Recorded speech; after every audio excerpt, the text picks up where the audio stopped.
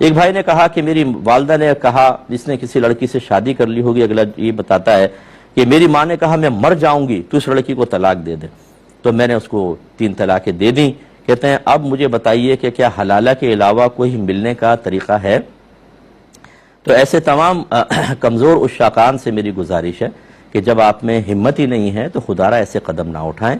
آپ نے پہلے کسی کی بچی کی زندگی خراب کر دی، وہ وعدے کیے ہوں گے میں تمہارا ساتھ دوں گا اور یہ ہوگا اور وہ ہوگا، اور 2 منٹ میں آپ والدہ کے سامنے آپ ڈھیر ہو گئے اور کسی کی زندگی کو آپ نے خراب کر دیا۔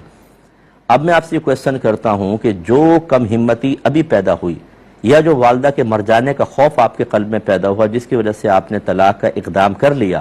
اگر حلالہ کر کے یا بغیر حلالہ کے فرض کر لے کوئی ایسا راستہ ہو تو آپ دوبارہ شادی کر لیں گے، تو پھر آپ کے اندر وہ ہمت کہاں سے آ جائے گی کہ آپ والدہ سے ٹکرا جائیں اور پھر آپ یہ کہہ دیں گے کہ اب مرنا چاہو مر جاؤ، پہلے تو میں نے خیال کر لیا اب نہیں؟ کیا والدہ کا سارا ادب دل سے نکل جائے گا؟ کیا کہیں گے آپ؟ اور آپ جیسے کمزور اور بزدل انسان کو کیوں ہم ایسا طریقہ بتائیں کہ آپ وہ کرنے کے بعد پھر کسی کے بچے کو آزمائش میں ڈالیں اور پھر والدہ بلا کر آپ کو ڈانٹے ڈپٹے تو آپ نے چاہے دوبارہ طلاق دے دیتا ہوں؟ یہ کھیل کود کرنا بالکل غلط ہوتا ہے۔ اگر آپ نے صحیح آپ بیٹے نے شادی کی تھی، والدہ کو چاہیے تھا کہ وہ طلاق نہ کرواتی، والدہ بھی گناہگار ہوئی ہیں، یاد رکھیں۔ پہلی بیٹے کو روکتی ہیں، اگر نہیں رکا اس نے کر لی شادی تو پھر اس میں تو کفو بھی نہیں دیکھا جاتا کہ لڑکے کے معاملے میں کہ اس نے کس لڑکی سے شادی کی ہے، وہ شادی کرنے دیتے ہونے دیتے۔ اب اس کی کسی کے بچی کو طلاق دلوائی، قصور تو آپ کے بیٹے کا بھی تھا، اس نے اس کے وعدے وغیرہ کر کے